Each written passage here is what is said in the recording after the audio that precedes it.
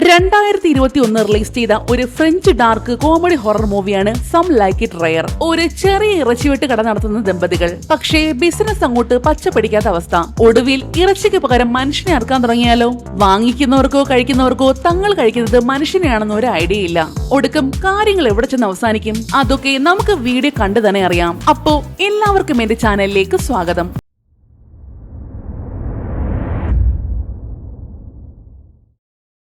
സിനിമയുടെ തുടക്കത്തിൽ ഒരു കപ്പിൾസ് നടത്തുന്ന ഇറച്ചിക്കടയാണ് കാണിക്കുന്നത്. അവിടെ ഇറച്ചി വെട്ടിക്കൊണ്ടിരിക്കുന്ന ഇങ്ങേരാണ് നമ്മുടെ നായകൻ. പേര് വിൻസെന്റ്. ഇത് വിൻസെന്റിന്റെ വൈഫ് സോഫിയ. ഹോർമോൺസ് ഒന്നും കുത്തിവെക്കാത്ത നല്ല ഹൈ ക്വാളിറ്റി മീറ്റാണ് 20 വർഷമായിട്ട് ഇവർ വിൽക്കുന്നത്. പക്ഷേ പറഞ്ഞിട്ടെന്താ, കടയിൽ തീരെ കച്ചവടമില്ല. ഒരു ദിവസം തന്നെ 3-4 കസ്റ്റമേഴ്സ് വന്നാലായി, ഇല്ലെങ്കിലായി. അങ്ങനെ ഇരിക്കുമ്പോഴാണ് കുറച്ച് വീഗൻ ആക്ടിവിസ്റ്റുകൾ കട ആക്രമിക്കുന്നത്.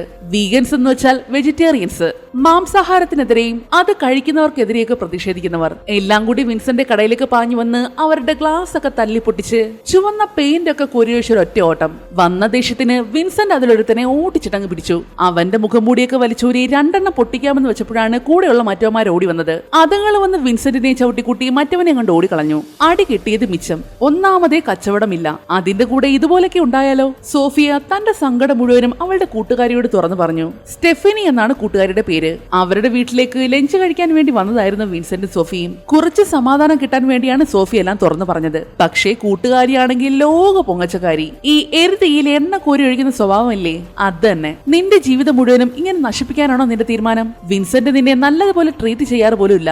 അവസാനമായിട്ട് അവൻ നിനക്ക് എന്നാ ഗിഫ്റ്റ് തന്നത്? അതൊക്കെ എന്റെ ലൂയി. ഞാൻ ഇട്ടിരിക്കുന്ന ഈ ഡ്രസ്സ് പോലും കഴിഞ്ഞ ആഴ്ച എനിക്ക് ഗിഫ്റ്റ് തന്നതാ.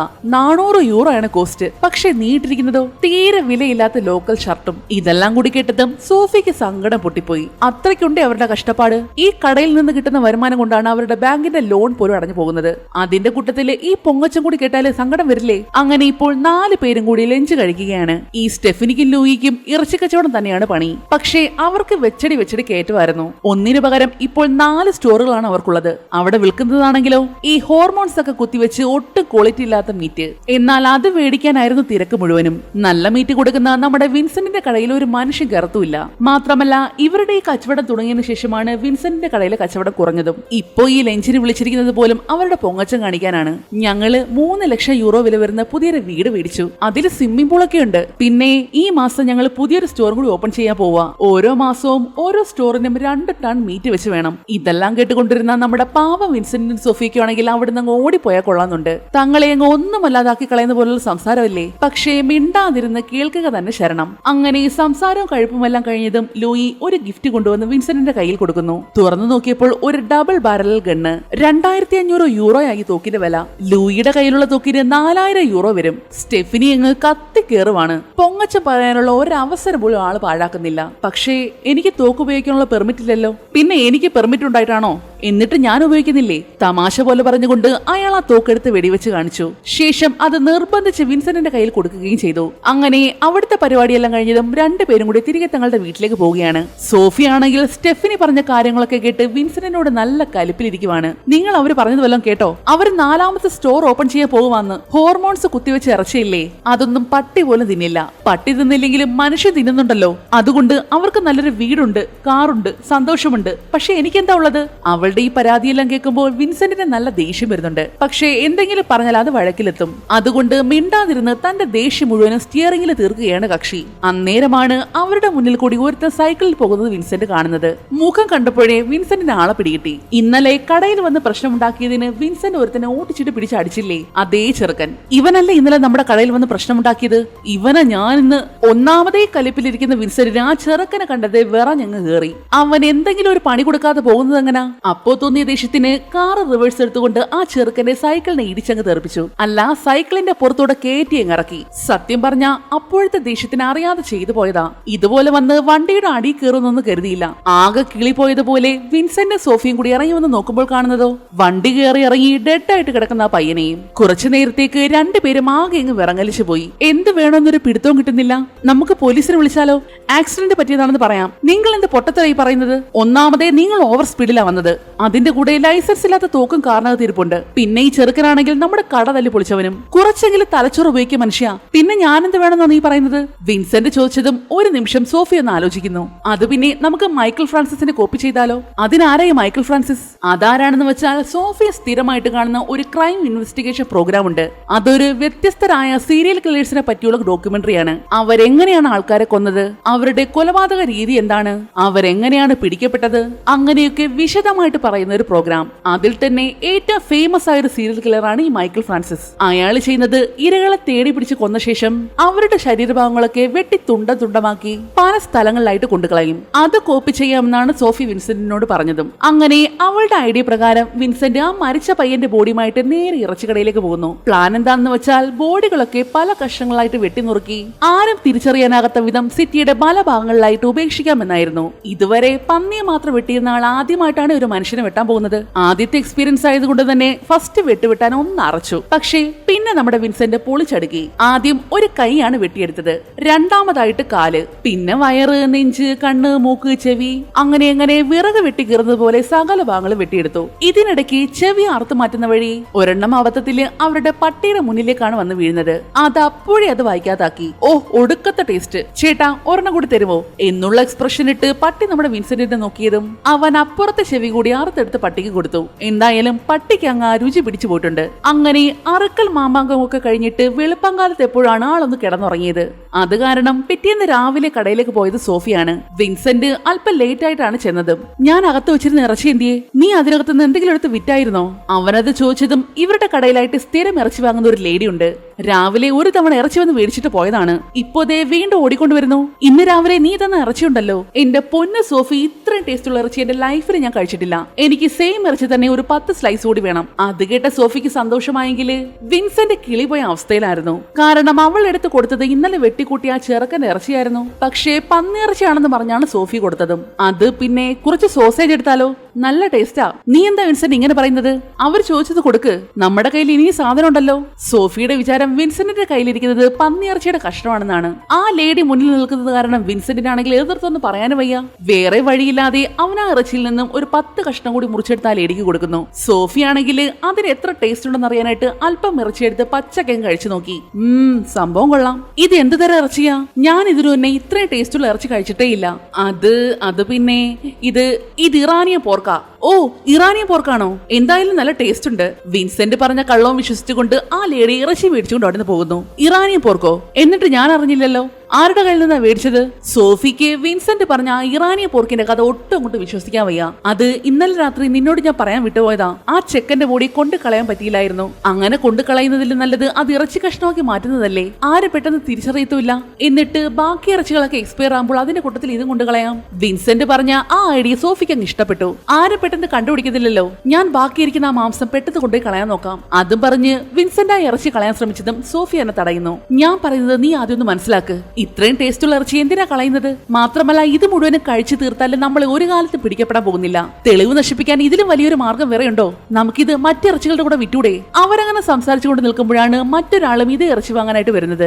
നേരത്തെ ഇറച്ചി വാങ്ങിച്ചുകൊണ്ടുപോയി ആ ലേഡി പറഞ്ഞു കേട്ടറിഞ്ഞ് വന്നതാണ്. പുതിയ തരം ഇറാനിയൻ പോർക്ക് വന്നിട്ടുണ്ടെന്ന് കേട്ടല്ലോ, അതേ ഇറച്ചി തന്നെ എനിക്കും വേണം. അയാളത് പറഞ്ഞത് കേട്ടതും സോഫി വിൻസെന്റിനെ ഒന്ന് നോക്കുന്നു. ഇപ്പൊ എങ്ങനെയുണ്ടെന്ന് പോലെ. പിന്നെ വിൻസെന്റ് ഒന്നും ചിന്തിച്ചില്ല. ഇറാനിയൻ പോർക്കും ചോദിച്ചു വരുന്നവർക്ക് മുഴുവനും ആ ചെക്കന്റെ ബോഡി അറുത്ത് മുറിച്ചതും കൊടുത്തു. തങ്ങൾ കഴിക്കുന്നത് മനുഷ്യമാംസമാണെന്ന് അറിയാതെ എത്ര ആൾക്കാരാണെന്ന് അറിയാമോ ഇറാനിയൻ പോർക്ക് മേടിക്കാൻ വരുന്നത്? അതും ചോദിക്കുന്ന റേറ്റ് കൊടുത്താണ് മേടിച്ചുകൊണ്ട് പോകുന്നത്. ഇതിനെല്ലാം പുറമെ ഒരു പോലീസുകാരൻ പോലും വന്ന് മേടിക്കുന്നു. അതുകൂടി ആയതും രണ്ടുപേർക്കും കോൺഫിഡൻസ് കൂടി. അങ്ങനെ ആ ഒരു ദിവസം കൊണ്ട് തന്നെ മുഴുവൻ മനുഷ്യമാംസവും വിറ്റ് തീർന്നു. ഒരേ ഒരു പീസ് മാത്രമാണ് ബാക്കി വന്നത്. ആ പീസ് അന്ന് രാത്രി വീട്ടിൽ വെച്ച് വിൻസെന്റ് പാചകം ചെയ്ത് കഴിച്ചു നോക്കി. അതിന്റെ ടേസ്റ്റ് എങ്ങനെയുണ്ടെന്ന് അറിയണമല്ലോ. സോഫി കഴിച്ചു നോക്കിയിട്ടുണ്ടെങ്കിലും വിൻസെന്റ് ഇതുവരെ ടേസ്റ്റ് ചെയ്തിട്ടില്ലായിരുന്നു. എന്നാൽ അവൻ വിചാരിച്ചതിനേക്കാളും അന്യായ ടേസ്റ്റ് ആയിരുന്നു അതിന്. ചുമ്മാതല്ല ആൾക്കാർ വന്ന് ചോദിക്കുന്ന കാശ് കൊടുത്ത് മേടിച്ചോണ്ട് പോകുന്നതും. ഇപ്പൊ എങ്ങനുണ്ട്? ഞാൻ പറഞ്ഞില്ലേ, ഇന്നൊരു ദിവസം കൊണ്ട് എത്രമാത്രം കച്ചവടമാണ് നമ്മുടെ കടയിൽ നടന്നത്. ശരിയാ, ഇത്രയും ടേസ്റ്റുള്ള മാംസം ഞാനും എന്റെ ലൈഫിൽ കഴിച്ചിട്ടില്ല. പക്ഷെ എന്ത് ചെയ്യാനാ, ഇത് ലാസ്റ്റ് പീസായി പോയില്ലേ? അല്പം നിരാശയോടെ പറഞ്ഞുകൊണ്ട് അവസാനത്തെ പീസ് ഇറച്ചി വിൻസെന്റ് ആസ്വദിച്ച് കഴിക്കുന്നു. ഒന്ന് ആലോചിച്ച് നോക്കേ, നമ്മളൊരു വീഗൻ ഫാം തുടങ്ങിയാൽ എന്തുമാത്രം കച്ചവടമായിരിക്കും നമുക്ക് കിട്ടുന്നത്. വീഗൻസ് എന്ന് വെച്ചാൽ വെജിറ്റേറിയൻസ്. പ്രത്യേകിച്ചും ഈ മാംസാഹാരത്തെ എതിർക്കുന്ന ആൾക്കാരെ പിടിച്ച് ഒരു ഫാം നടത്തുന്ന കാര്യമാണ് തമാശ പോലെ സോഫി പറഞ്ഞത്.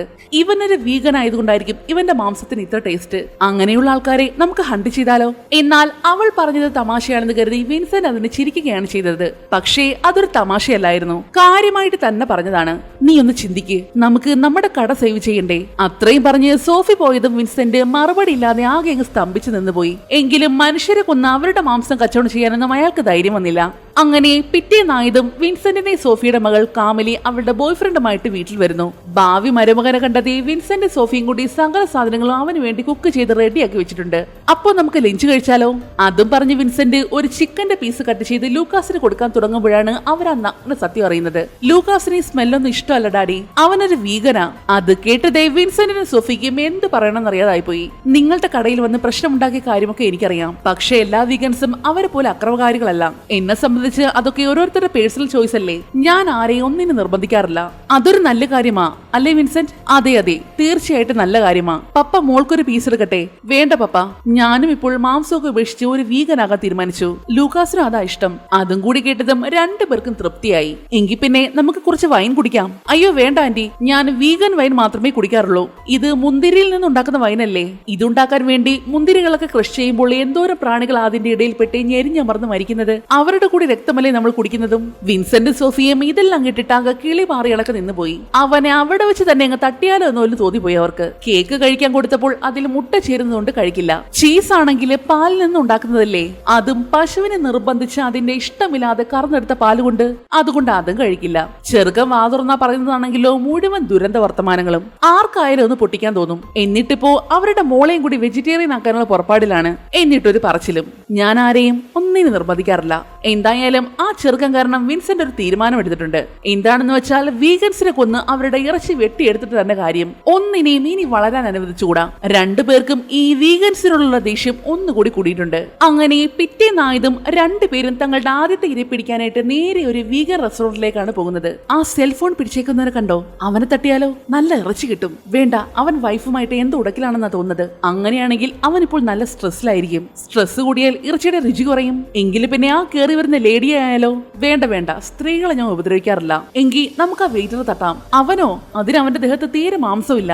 രണ്ടുപേരും കൂടി മണിക്കൂറുകളോളം കുത്തിയിരുന്നിട്ട് ആ റെസ്റ്റോറന്റ് മുഴുവനും തങ്ങൾക്ക് പറ്റിയ ഇരയെ തപ്പുവാണ്. പക്ഷേ ഒന്നിനെ പോലും കണ്ണിൽ കിട്ടണ്ടേ. അപ്പോഴാണ് ദേവദൂതനെ പോലെ ആ റെസ്റ്റോറന്റിന്റെ ബോസ് അവരുടെ അടുത്തേക്ക് വരുന്നത്. രണ്ടുപേർക്കും ആളെ കണ്ടപ്പോഴേ ഇഷ്ടപ്പെട്ടു. അവരുദ്ദേശിച്ചതിനേക്കാളും മാംസവും കിട്ടും. പിന്നെ ഒന്നും നോക്കിയില്ല, അത് തന്നെ ഫിക്സ്. അന്ന് രാത്രി തന്നെ രണ്ടുപേരും കൂടി അയാളെ ഫോളോ ചെയ്യുന്നു. അങ്ങേര് ഒരു ഡോർ തുറന്ന് അകത്തേക്ക് കയറുന്നത് കണ്ടതും അയാളുടെ തൊട്ടു പിറകെ തന്നെ വിൻസെന്റ് ചെല്ലുന്നു. അകത്തേക്ക് കയറിയതേ വിൻസെന്റ് കത്തിയെടുത്ത് അങ്ങേര് അവിടെ വെച്ച് തന്നെ വെട്ടാനോങ്ങി.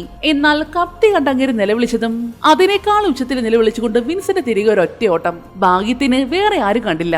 എന്തുപറ്റി? എന്തിനാ ഓടിയത്? അത് ശരിയാവില്ല. അയാള് ബോക്സറാണെന്ന് തോന്നുന്നത്. മാത്രമല്ല വേറെ ആരോ കൂടി അവിടേക്ക് വരുന്നുണ്ടായിരുന്നു. നമുക്ക് വേറെ ആളെ നോക്കാം. അങ്ങനെ പിറ്റേന്ന് രണ്ടുപേരും കൂടി മറ്റൊരു പ്ലാൻ ഉണ്ടാക്കി ഒരു മാർക്കറ്റിലേക്ക് ചെല്ലുന്നു. വീഗൻ ആർട്ടിസ്റ്റുകളാണെന്ന് പറഞ്ഞാണ് ചെല്ലുന്നത്. ഇന്നലെ രാത്രിയിൽ ആ ക്രൈം ഷോ കണ്ടപ്പോൾ അതിൽ നിന്ന് കിട്ടിയ ഐഡിയ ആയിരുന്നു. രണ്ടുപേരും കൂടി ഇറച്ചി കച്ചവടത്തെയും ഇറച്ചി തിന്നുന്നവരെല്ലാം എതിർത്തുകൊണ്ട് മൃഗങ്ങൾക്ക് വേണ്ടി ഘോരം ഘോരം അവിടെ നിന്ന് വാദിക്കുവാണ്. കുറെ ആൾക്കാര് അവരെ ചീത്ത വിളിച്ചിട്ട് പോകുന്നുണ്ട്, ചില ആൾക്കാർ അവർ സപ്പോർട്ട് ചെയ്യുന്നുണ്ട്. അപ്പോഴാണ് വീഗനായ ഒരാൾ അവരുടെ അടുത്തേക്ക് വരുന്നതും. നിങ്ങൾ ചെയ്യുന്നത് എന്ത് നല്ല കാര്യമാണെന്ന് അറിയാവോ? നമുക്കിതിനെ പറ്റി കൂടുതൽ സംസാരിച്ചാലോ? എന്തായാലും വിചാരിച്ചതുപോലെ തേടി വഴി തന്നെ കാലി ചുറ്റിട്ടുണ്ട്. അങ്ങനെ രണ്ടുപേരും കൂടി അയാളോട് സംസാരിക്കാൻ വേണ്ടി അയാൾ പറഞ്ഞ സ്ഥലത്ത് കാത്തിരിക്കുവാണ്. പക്ഷേ സംസാരിക്കാനൊന്നും അല്ല കേട്ടോ. അങ്ങേര് വരുന്നു, അപ്പോ തന്നെ തട്ടുന്നു, കൊണ്ടുപോയി വെട്ടി ഇറച്ചിയാക്കുന്നു. ഇതാണ് പ്ലാൻ. അങ്ങനെ കാത്തിരുന്ന് പറഞ്ഞ സമയത്ത് തന്നെ ആളെത്തി. അങ്ങേരെ കണ്ടതേ വിൻസെന്റ് ഒരു കത്തിയുമായിട്ട് നേരെ അങ്ങനെ കൊല്ലാനായിട്ടാണ് ചെല്ലുന്നതും. പക്ഷേ ഇവരുടെ ഭാഗ്യക്കേടോ അയാളുടെ ഭാഗ്യമോ എന്തോ, അങ്ങേര് വന്നത് ഒറ്റയ്ക്കല്ലായിരുന്നു, കൂടെ 2-3 കൂട്ടുകാരും ഉണ്ട്.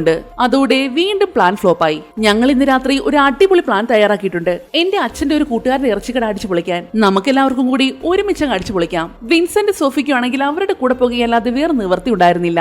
വീഗനിസ്റ്റുകളാണെന്ന് പറഞ്ഞു പോയി, പിന്നെ ചെല്ലാതിരുന്നാൽ സംശയം തോന്നിയാലോ? അതുകൊണ്ട് അന്ന് രാത്രിയിൽ പ്ലാൻ ചെയ്തതുപോലെ തന്നെ നടക്കുന്നു. വീഗൻ ആക്ടിവിസ്റ്റുകളുടെ കൂടെ അവര് കൊടുത്ത മാസ്കും ഡ്രസ്സും എല്ലാം ഇട്ടുകൊണ്ട് നേരെ അടിച്ചു പൊളിക്കാനുള്ള ഇറച്ചിക്കടയിലേക്ക് പോകുന്നു. എന്നാൽ അവിടെ ചെന്നപ്പോഴാണ് അത് ആരുടെ ഇറച്ചിക്കടയാണെന്ന് അവർക്ക് മനസ്സിലായത്. തുടക്കത്തില് വിൻസെന്റിനെ വിൻസെന്റിന്റെ സോഫിയുടെയും ഒരു കൂട്ടുകാരെ കാണിച്ചില്ലേ, പൊങ്ങച്ചത്തിന്റെ കൈയും കാലം വെച്ച രണ്ടുപേര്, സ്റ്റെഫനി ലൂയിയും. അവരുടെ കടയായിരുന്നു അത്. ആ കട കണ്ടതും അതുവരെ ഒട്ടും താല്പര്യമില്ലാതിരുന്ന വിൻസെന്റിന് എവിടുന്നൊക്കെയാണ് എനർജി കയറിയതെന്ന് അറിയില്ല. വന്നവരെക്കാൾ ആവശ്യത്തിൽ അവൻ ചെന്ന കട മുഴുവൻ അടിച്ചങ്ങ് പൊളിക്കുന്നു. അവർക്കോ അടി കൊടുക്കാൻ പറ്റുന്നില്ല, എങ്കിൽ പിന്നെ അതും കൂടി ചേർത്ത് അവരുടെ കട കിട്ടിയിരിക്കട്ടെ. എല്ലാം കഴിഞ്ഞതും രണ്ടുപേരും കൂടി ഒരു റെസ്റ്റോറന്റിൽ ഇരിക്കുവാണ്. പക്ഷേ സോഫിക്ക് മാത്രം ആ കട തല്ലി പൊളിച്ചത് അങ്ങോട്ട് പിടിച്ചിട്ടില്ല. തന്റെ പ്രിയപ്പെട്ട കൂട്ടുകാരിയുടെ കടയല്ലേ, എന്താ ആഹാരം കഴിക്കാത്തത്? ഇത് ഇറാനിയ പോർക്കല്ലാത്തത് കൊണ്ടാണോ? നിങ്ങൾക്ക് കഴിവുണ്ടായിരുന്നെങ്കിൽ ഇപ്പോൾ എത്ര എണ്ണത്തെ പിടിക്കായിരുന്നു? സോഫി അങ്ങനെ കളിയാക്കി സംസാരിച്ചതും വിൻസെന്റിന് നല്ല ദേഷ്യം വരുന്നു. അതിന്റെ പേരിലെ വഴക്ക് കൂടി സോഫി തനിച്ചാക്കി വിൻസെന്റ് അവിടുന്ന് പോവുകയും ചെയ്തു. എന്നാൽ ഇവരുടെ ഈ വഴക്കെല്ലാം കണ്ടോണ്ടിരുന്ന ഒരുത്തൻ ആ അവസരം മുതലാക്കി സോഫിയുടെ അടുത്തേക്ക് വരുന്നു. രണ്ടുപേരും കൂടി അവിടെ വെച്ച് കുറെ നേരം സംസാരിച്ച് കൂട്ടാവുന്നു. ലാസ്റ്റ് സോഫിയെ വീട്ടിലേക്ക് കൊണ്ടുവിടുന്നത് പോലെ അവനാണ്. എന്നാൽ അപ്പോഴാണ് അവനൊരു വീഗനാണെന്ന് അവൾ തിരിച്ചറിയുന്നത്. അപ്പൊ തന്നെ തലയിലൊരു ബുദ്ധി ഉദിക്കുന്നു. അങ്ങേരെ പഞ്ചാരയടിച്ച് അവളെ നൈസിന് വീടിനകത്തേക്ക് കൊണ്ടുവന്നു. സ്വന്തം ഭാര്യ വേറൊരുത്തരെയും കൂട്ടി വീട്ടിൽ വരുന്നത് കാണുന്ന വിൻസെന്റിന്റെ അവസ്ഥ എന്തായിരിക്കും? നീ എന്ത് തോന്നിവാസമായി കാണിക്കുന്നത്? മര്യാദയ്ക്ക് അവനെ പറഞ്ഞു വിട്ടോ. ഓ മനുഷ്യ, നിങ്ങളൊന്ന് സമാധാനപ്പെട്. ഇതേ ഒരു ഇറാനിയ പോർക്ക.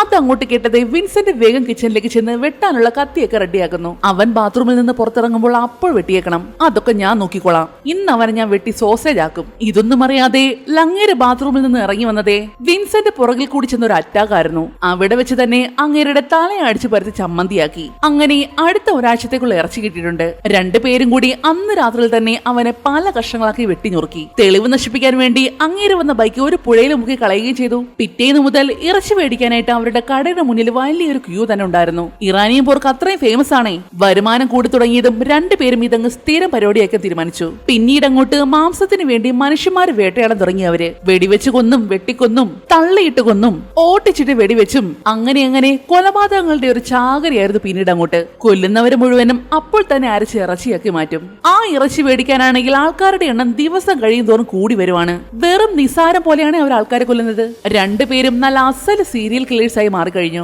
മാത്രമല്ല അവരുടെ കടങ്ങളും തീർന്നു, സാമ്പത്തിക പ്രശ്നങ്ങളെല്ലാം മാറി.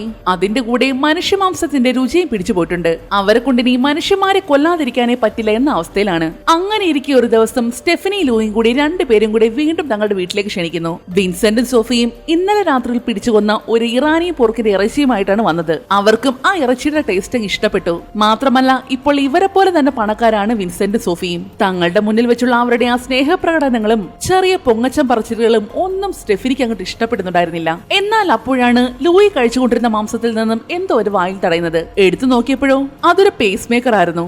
ഈ ഹൃദയത്തിന് പ്രശ്നമുള്ള ആൾക്കാരൊക്കെ വെക്കുന്ന പേസ് മേക്കർ. സ്റ്റെഫിനി പണ്ടൊരു നേഴ്സ് ആയതുകൊണ്ട് തന്നെ അവൾക്ക് പെട്ടെന്ന് തിരിച്ചറിയാനും പറ്റി.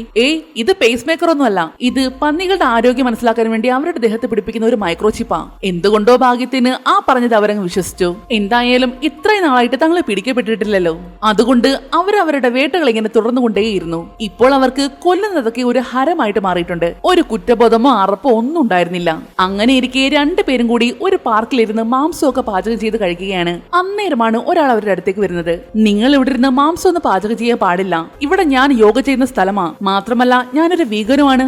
ആഹാ, ഇര അവരുടെ അടുത്തേക്ക് തന്നെ തേടി വന്നിരിക്കുകയാണ്. ലങ്ങേര് പാവ ഇതൊന്നും അറിയാതെ അല്പം മാറി നിന്ന് യോഗ ചെയ്യാൻ തുടങ്ങിയതും അയാളുടെ തിരുനെറ്റിക്ക് തന്നെ വെടിവെച്ചങ്ങ് കൊന്നുകളഞ്ഞു. രണ്ടെണ്ണവും ശരിക്കും നരഭോജികളായി മാറിയിരുന്നു. എങ്കിലും ഇത്രയും നാള് സ്ത്രീകളെ അവർ ഉപദ്രവിക്കില്ലായിരുന്നു. എന്നാൽ ഇപ്പോൾ അതിന് മാറ്റം വന്നിരിക്കുകയാണ്. സ്ത്രീകളെന്നോ പുരുഷനെന്നോ ഇല്ലാതെ എല്ലാവരും വെട്ടിക്കൊല്ലുവാണ്. അങ്ങനെ ഇരിക്കും ഒരു ദിവസം രണ്ടുപേരും കൂടി വീഗൻ ഫെസ്റ്റിവൽ നടക്കുന്നിടത്തേക്ക് പോകുന്നു. അവിടെ വെച്ച് അവരവളുടെ മകളെയും ഭാവി മരുമകനെയും കണ്ടുമുട്ടി. നിങ്ങൾ എന്താ ഈ വീഗൻ ഫെസ്റ്റിവലില്? നിങ്ങൾ ബുച്ചേഴ്സ് അല്ലേ? ബുച്ചേഴ്സ് എന്ന് വെച്ചാൽ ഇറച്ചി വെട്ടുകാർ. അത് ഞങ്ങൾ ചുമ്മാ ഇവിടേക്ക് ഒന്ന് കാണാൻ ഇറച്ചി വെട്ട് നിർത്തി വീഗൻസ് ആയാലോ എന്നാ ഞങ്ങൾ ആലോചിക്കുന്നത്. അതിന് ഇപ്പോഴും നിങ്ങൾ കടയടച്ചിട്ടില്ലല്ലോ. മാത്രമല്ല ഒരുപാട് വീഗൻസിനെ ഈ ഇടയായിട്ട് കാണാതാവുന്നുണ്ട്. നിങ്ങളെപ്പോലുള്ള ഇറച്ചി വെട്ടുകാരുടെ പണിയാണോ അതെന്ന് ഞങ്ങൾക്ക് നല്ല സംശയമുണ്ട്. അതുകൊണ്ട് രണ്ടുപേരും വേഗം ഇവിടുന്ന് പോകാൻ നോക്ക്. അവരോട് അല്പം ഉറക്കെ ദേഷ്യപ്പെട്ടാണ് ലൂക്കാസ് സംസാരിക്കുന്നത്. ഇതേ ഇങ്ങേര് കേൾക്കുന്നു. ഇയാളെ മനസ്സിലായോ? സ്റ്റെഫിനിയുടെ കടയടിച്ചു തീർക്കാൻ വേണ്ടി കുറെ വീഗൻസിന്റെ കൂടെ ഇവര് പോയില്ലേ, അതിലൊരാളായിരുന്നു ഇത്. മാത്രമല്ല ഇവര് വീഗൻസ് അല്ലെന്നും അയാൾക്ക് മനസ്സിലായി. നമുക്ക് ഈ പണിയങ്ങ് നിർത്തിയാലോ സോഫി? നമ്മൾ പിടിക്കപ്പെടുമെന്ന് എന്റെ മനസ്സ് പറയുന്നു.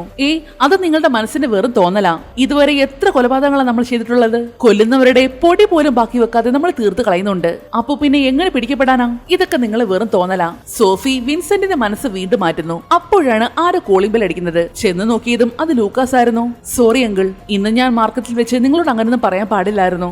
എനിക്ക് കിടന്നിട്ട് ഉറക്കം പോലും വരുന്നില്ല. ഞാൻ മാപ്പ് പറയാൻ വന്നതാ നിങ്ങളോട്. എന്താ മോനെ ഇത്? അതിന്റെ ഒന്നും ആവശ്യമില്ല.